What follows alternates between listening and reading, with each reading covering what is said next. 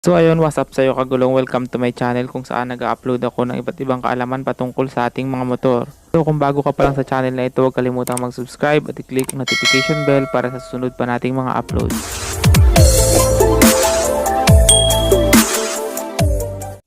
So ito na mga kagulong, ipapakita ko sa inyo ngayon kung paano mag-wirings ng underglow na with flasher. So yung flasher natin mga kagulong, sa mga hindi pa nakakaalam, meron niyang letter B, meron niyang dalawang wire, letter B at letter L.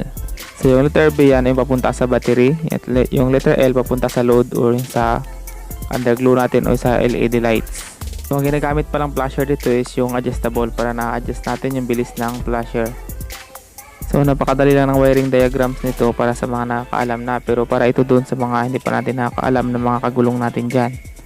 So unahin natin yung negative. Ikakabit din natin yan sa negative ng motor natin, for example, pero dito lang sa battery muna natin isa-sample. So imaginary lang mga kagulong na nasa motor tayo. So ayan, naikabit na natin at ito namang sa flasher, yung letter B o yung battery. So i-connect natin yan sa papuntang battery.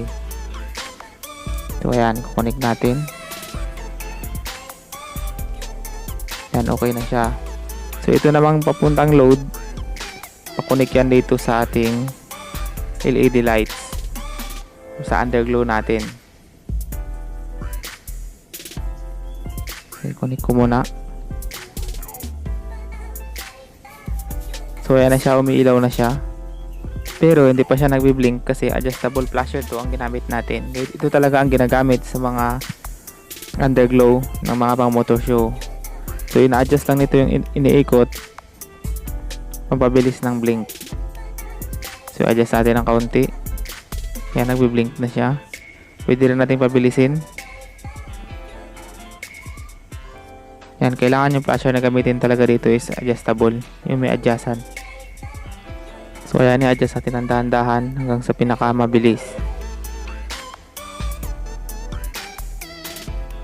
So ayan, alright, ang ganda niya na tignan, lalo na kung nagkabit na ito sa motor natin o naka-underglow na.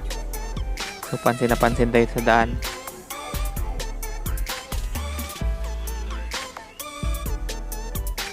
So yun lang mga kagulong, ganun lang kadali yung pag-wirings ng flasher sa ating underglow.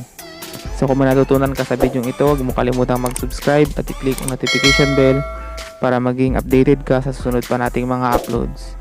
Always ride safe.